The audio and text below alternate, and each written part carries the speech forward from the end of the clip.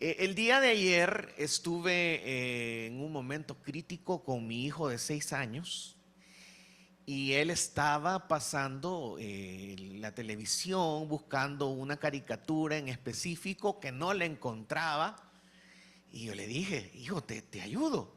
Y él me dijo, no, yo lo puedo hacer solo. Ya está en esta etapa de yo lo puedo hacer solo, increíblemente, cómo pasa el tiempo. Y entonces, yo me molesté y le dije, obviamente, él estaba que no encontraba su caricatura y no la encontraba. Hijo, te voy a ayudar, ¿verdad? No, yo lo puedo hacer, yo lo voy a hacer, yo lo voy a encontrar. Vaya, pero no me vayas a venir a decir después que querés que te ayude, le dije yo. Y entonces, él estuvo buscando la caricatura y no la encontraba y escucho desde el fondo a mi esposa, ayúdale a tu hijo a buscar esa caricatura, ¿verdad? Y vine yo, ¿verdad? Esperé un ratito y le dije, hijo, te voy a ayudar a buscar tu caricatura. No, es que tú me dijiste que ya no te pidiera ayuda porque yo solo podía. Entonces me puse a pensar, ¿de dónde aprendió este niño el ser así, orgulloso, verdad? Y es que de tal palo tal astilla y todos nosotros tenemos muchas cosas en las cuales crecer, pero en muchos momentos nosotros vamos por la vida y nos comportamos de manera orgullosa o de manera rencorosa. Y quizás el rencor ya viene después de un tiempo en el que cultivamos en el corazón algo con respecto a otra persona, a una circunstancia y no lo sabemos manejar.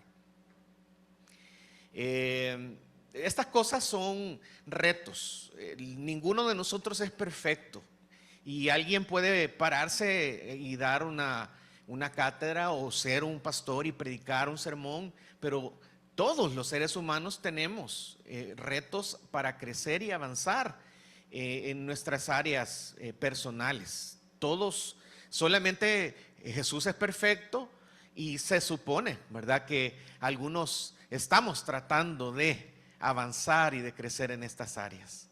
Esta serie que comenzamos el viernes anterior se llama Viaja Ligero. La semana pasada hicimos el reto de que la envidia no fuera parte de nuestra maleta cuando nosotros vamos viajando, ¿verdad? Vamos de viaje. Y hablábamos de lo complicado que es enfrentar un viaje y llevar cosas que no le sirven de nada. De repente, nosotros nos podemos encontrar en la vida llevando cosas que no nos sirven de nada. La envidia, al final concluíamos que no nos sirve de nada. Y el día de hoy vamos a hablar acerca del rencor, porque precisamente el rencor no vale la pena cargarlo. Si usted se pone a pensar y usted está en algún momento por subir un volcán y tiene alguien que solo pasa subiendo volcanes y que le asesora y le dice, lleven su maleta esto y esto. Y quizás nosotros de repente metemos una radio, metemos la ropa para después, ¿verdad? Y comenzamos entonces a cargar esa maleta y probablemente nosotros decimos vamos a ser muy precavidos, pero quizás metemos cosas que no van al caso. ¿Qué va a pasar cuando nosotros vayamos en esa cuesta a medio camino? Probablemente vamos a querer que alguien nos ayude a cargar. Quizás la espalda la vamos a sentir muy pesada, porque estamos cargando con cosas que en ese momento no vale la pena cargar. Pues hay cosas que nos plantea la Biblia que de ninguna forma es necesaria que nosotros las consintamos en nuestras vidas.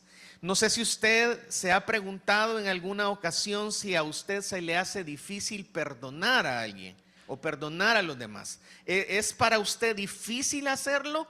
¿Es para usted complicado? Tal vez usted no se esté dando cuenta de las consecuencias tan dañinas o perjudiciales que pueden traer a su vida el tener rencor contra otras personas. Puede dañarle emocionalmente, puede producirle o proporcionarle relaciones fracturadas, puede incluso hasta darle problemas físicos o problemas mentales. El estar desarrollando rencor contra otra persona probablemente le va a cargar su vida de cosas innecesarias. Por ese motivo, esta mañana estamos aprendiendo que necesitamos lidiar o necesitamos manejar o cambiar un espíritu rencoroso y necesitamos aprender a dejar, a descansar las circunstancias, toda situación en las manos de Dios. El perdón es uno de los actos más difíciles para el ser humano. Estamos hablando no desde la teoría para que podamos examinar el ABC, sino también porque sabemos que vamos por la vida y en cualquier momento, en cualquier lugar, nos encontramos con conflictos. El problema, el que tengamos o no tengamos conflictos no debe ser, y quizás hoy, por ser viernes, voy a tener un conflicto. Uno no se pone a pensar en la mañana antes de salir, voy a agendar un conflicto en la tarde. Uno no se pone a pensar, los conflictos aparecen y los conflictos van a estar. Porque las personas tenemos distintas maneras de ver la vida, tenemos distintas formas de pensar, de opinar, de accionar. Pero necesitamos entonces comprender que perdonar a la persona que nos ha ofendido significa tener la oportunidad para romper las facturas que puedan estar pendientes de ese deudor. Es tan así como esta imagen. Pero si usted no rompe esas facturas, entonces usted está solito, metiéndose a una prisión y está dejando que esto le cause daño a usted, no a la otra persona, sino a su corazón, y entonces esto se vuelve algo permanente. Con este contexto, veamos qué dice Mateo capítulo 18, y vamos a leer entonces Mateo 18, leamos por favor desde el versículo 23. Por lo cual, este texto no lo vamos a estudiar, solamente es para dar un panorama. Por lo cual el reino de los cielos es semejante a un rey que quiso hacer cuentas con sus siervos. Y comenzando a hacer cuentas, le fue presentado uno que le debía 10,000 talentos. A este, como no pudo pagar, ordenó su señor venderle y a su mujer e hijos y todo lo que tenía para que se pagase la deuda. Entonces aquel siervo postrado le suplicaba diciendo: Señor, ten paciencia conmigo y yo te lo pagaré todo. El señor de aquel siervo, movido a misericordia, le soltó y le perdonó la deuda.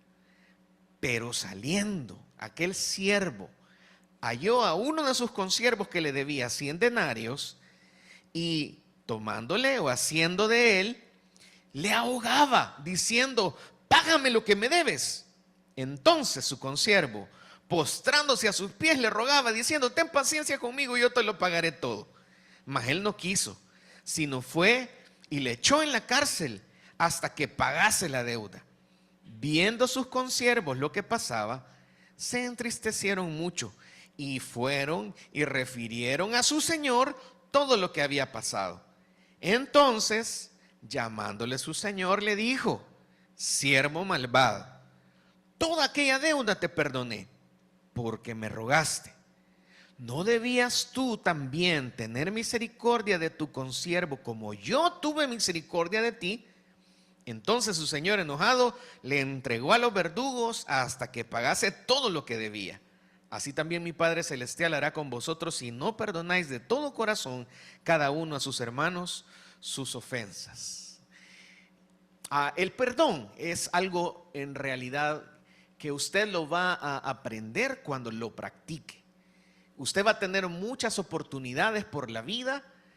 Su trabajo es una oportunidad, su familia va a proporcionar muchas oportunidades en las que usted va a tener la oportunidad de practicar el perdón. Si usted, digamos, no lo hace, usted, como mencionábamos, se está metiendo solito en una prisión y quedará ahí dándole vueltas al asunto y entonces la cosa se va a complicar. Pero si usted pone en práctica el perdón, usted va a experimentar libertad.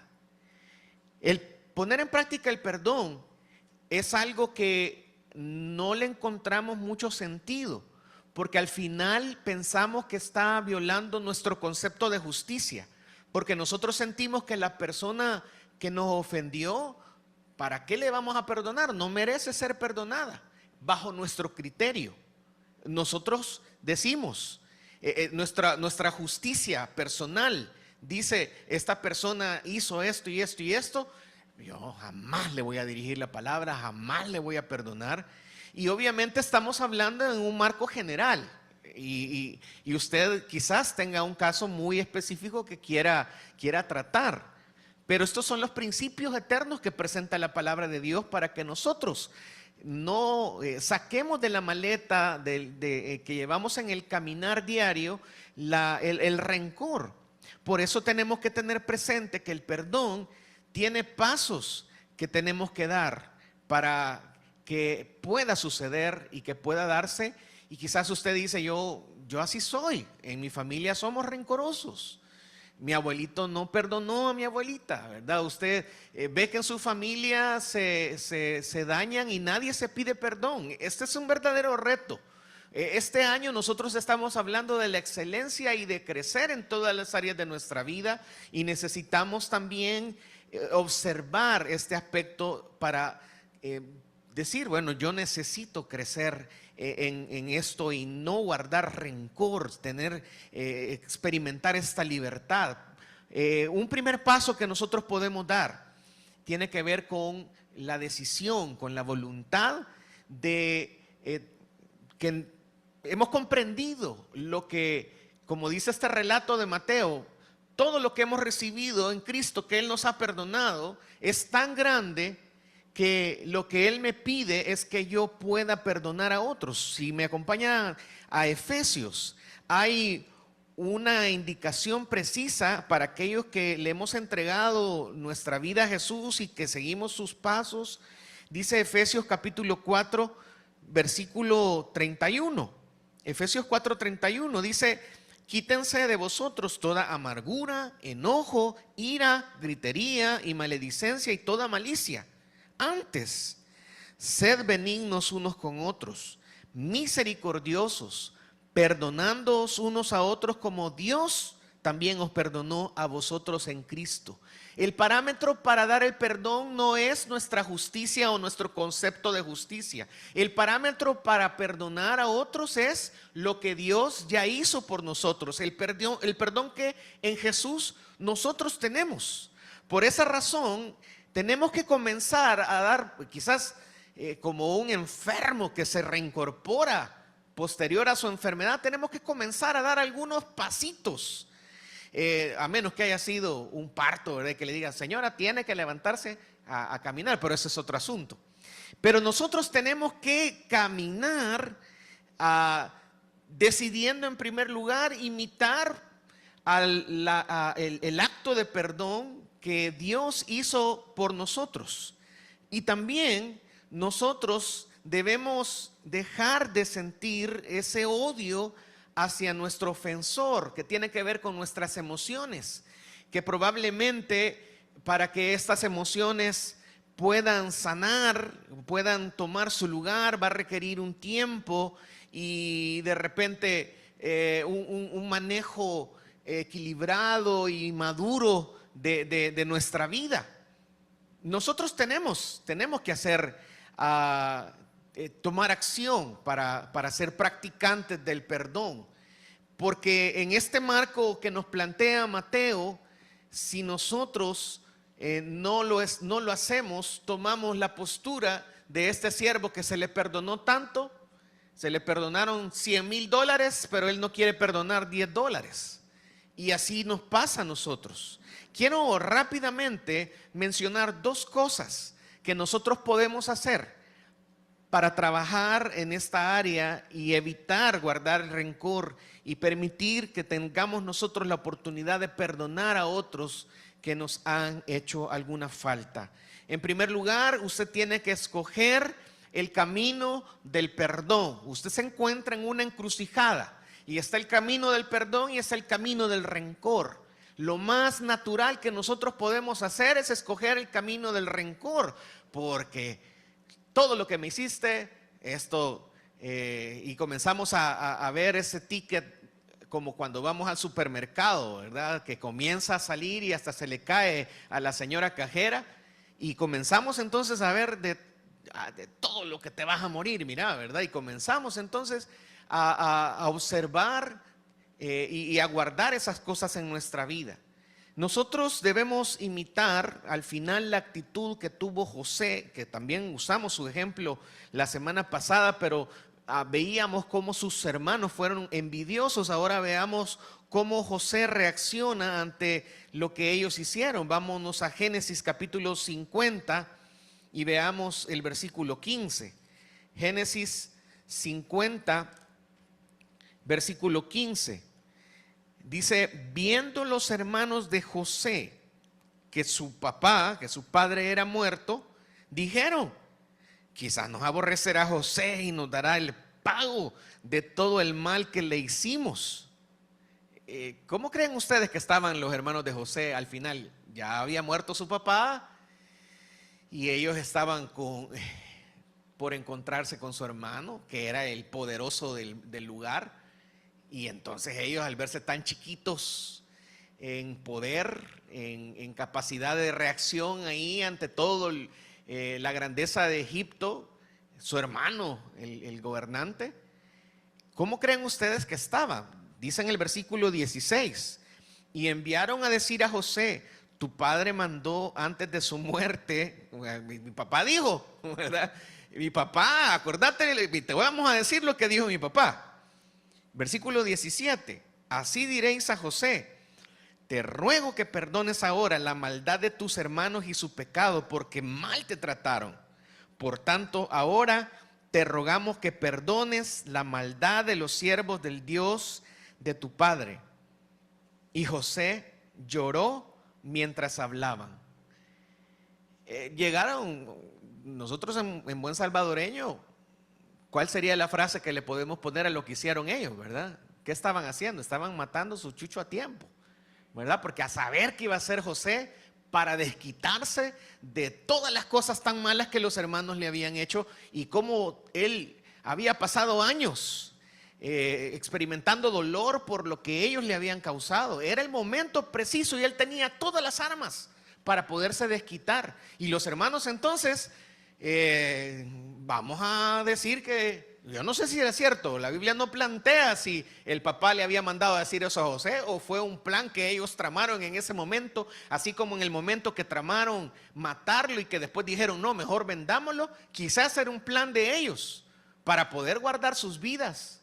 Pero José, al final de este versículo, dice que estaba llorando al escuchar lo que ellos estaban diciendo. Versículo 18: vinieron también sus hermanos y se postraron delante de él y dijeron: henos aquí por siervos tuyos. Y les respondió José, y aquí viene el asunto de lo que estamos platicando en esta mañana. José dijo: no temáis, ¿acaso estoy yo en lugar de Dios? ¿Soy yo el que pongo la justicia? ¿Soy yo el que digo qué es lo que hay que hacer? Y él era la autoridad, el segundo en autoridad después de Faraón. Y él dice: yo reconozco que quien pone la justicia no soy yo. A mí no me toca decir que le va a tocar a ustedes como consecuencia de sus acciones. Yo no voy a meter mano ahí. Dios es el que pone justicia. Versículo 20: vosotros pensasteis mal contra mí, mas Dios lo encaminó a bien para hacer lo que vemos hoy, para mantener en vida a mucho pueblo. Ahora pues, no tengáis miedo, yo os sustentaré a vosotros y a vuestros hijos. Así los consoló y les habló al corazón.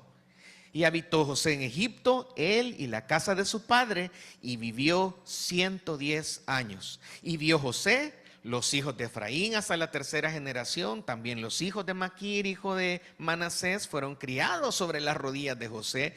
Y José dijo a sus hermanos: yo voy a morir, mas Dios ciertamente os visitará y os hará subir de esta tierra a la tierra que juró a Abraham, a Isaac y a Jacob. Así que José había sufrido muchísimas injusticias de parte de sus hermanos, y cualquiera en el puesto de José se hubiera desquitado, le hubiera causado dolor a ellos para que sintieran un poquito de lo que él había experimentado en su vida. Pero José ya había tomado la decisión de salir de la prisión del dolor, de la angustia. Ya había reconocido que Dios había estado con él a pesar de que él había tocado fondo. Ya su concepto de vida tenía que ver con el cuidado de Dios. Ya los demás se volvían como un objeto de bendición. O sea, lo que estaba haciendo José era reconocer que Dios había sido bueno con él y que él tenía que ser bueno con los demás. Reconocía que él tenía la oportunidad de dejar atrás cualquier tipo de rencor, cualquier tipo de situación que le pudiera encadenar al odio, al rencor, y al contrario, él se encargó de darle un mensaje de vida a sus hermanos. La actitud con la cual José enfrenta esta situación es una actitud donde al final él salió ayudándoles, porque el concepto que tenía él del gran amor de Dios le inundaba su corazón. Y esto no es que qué religioso era José. Miren que no, se trata de comprender quién domina en la vida, quién lleva los hilos de la historia de la humanidad y quién va a resolver todo. Él es el juez, Dios es el juez. Y por eso, al decir nosotros, o al abrazar el rencor, le estamos diciendo a Dios que nosotros estamos tomando el control de esa situación. Pero cuando nosotros se lo dejamos a Él, entonces Él trabaja en nuestro corazón y Él nos ayuda para que al final nosotros terminemos siendo de bendición para otros. Quizás necesitamos profundizar en todos estos conceptos, pero si nosotros, digamos, el primer paso que podemos dar es elegir si vamos a tomar el camino del rencor o si vamos a tomar el camino que nos muestra Dios en su palabra, que es el camino del perdón. Si tomamos el camino del perdón, obviamente esto es un aprendizaje continuo en el que nosotros vamos a enfrentar momentos de dolor. No estamos quitando todo el dolor que vemos en este relato, pero donde vamos a tener al final del camino una gran satisfacción, y al final Dios nos va a mostrar su voluntad. Y esa es un poco la fe que nosotros debemos tener. Número 2, necesitamos permitir que las circunstancias difíciles de un problema puedan transformarnos también. El perdón es una de estas cosas que son muy desafiantes, pero que necesitamos cultivarlas para que den resultado. Si no cultivamos el perdón, si no tenemos esa habilidad, va a ser mucho más difícil. Quizás cuando enfrentemos un problema más difícil que lo sepamos manejar. Quisiera rápidamente usar un relato que pude conocer por uno de nuestros hermanos de una universidad cristiana amiga, y es acerca de un hombre que fue sobreviviente de todas las atrocidades de la Segunda Guerra Mundial. Este hombre nació, bueno, cuando era niño, ¿verdad? Estuvo viviendo en su natal Holanda, y en la Segunda Guerra Mundial los nazis invaden Holanda en 1940, y este hombre, que en ese momento era solamente un niño, un adolescente, un joven, tenía 17 años, y él fue testigo de todo lo que los nazis hicieron en 1942. En ese momento hubo una deportación masiva de judíos desde Holanda hacia los campos de concentración que se encontraban en Alemania, en Polonia, en Austria. Así que él tuvo la oportunidad en ese momento de escapar, y los que fueron capturados trabajaban en fábricas alemanas, y los que escaparon, dentro de los cuales se encontraba él, conformaron la resistencia holandesa. Cuando él estaba en esa situación clandestina, él vivió situaciones muy difíciles y muy complicadas. Se vio rodeado de otras personas, dentro de las cuales había un grupo de personas cristianas, y le hablaron de Jesús, y fue entonces donde él comenzó a escuchar de este concepto del perdón, pero en una circunstancia bastante difícil. Al final, una de las historias que hizo que él llegara a los pies de Jesús fue que agarraron a sus amigos cristianos, los expusieron en una plaza pública, y lo que estos cristianos holandeses hicieron fue agarrarse de las manos y comenzar a entonar uno de los himnos favoritos que ellos tenían, que alababan a Dios. Y él, al darse cuenta de este acto que ellos hicieron, entonces, al conocer sus vidas, al escuchar el mensaje que ellos tenían, él toma la decisión de entregar su vida a Jesús. Y él entonces comienza a crecer, a conocer más de Jesús, a reconocer el sacrificio que Jesús había hecho por él. Y pasó pues todo el tema de la guerra, pero este hombre que había tenido todas estas heridas de este segmento de la historia de la humanidad, llega a ser misionero, y resulta que a él le tocaba hablar, adivinen con qué nacionalidad en específico se necesitaba relacionar, precisamente con los alemanes. Y él tuvo la oportunidad de encontrarse con una persona que estaba relacionada en cierto modo con aquellas personas que habían hecho daño para sus amigos. Así que él cuenta cómo tuvo la oportunidad de poner en práctica lo que la Biblia decía. Era amar a quien era parte de aquellos que le habían dañado su corazón. Era el momento para perdonar a alemanes, era un momento para perdonar a personas en específico que habían hecho daño a muchos. Y esta lucha para él fue muy difícil en su interior, y expresa esa gran dificultad porque tenía que tomar la decisión si esta persona era digna de que le compartiera el mensaje del evangelio o no. Ay, que se pierda, ¿verdad? Tanto mal que ha hecho y tanto mal que me ha hecho a mí, o que le hable otro, pero yo no. Estas cosas suceden, y él toma la decisión entonces de abrazar el perdón, de tomar el camino del perdón, y que esto también transformara su forma de ver a los demás, porque los veía con los ojos de Cristo.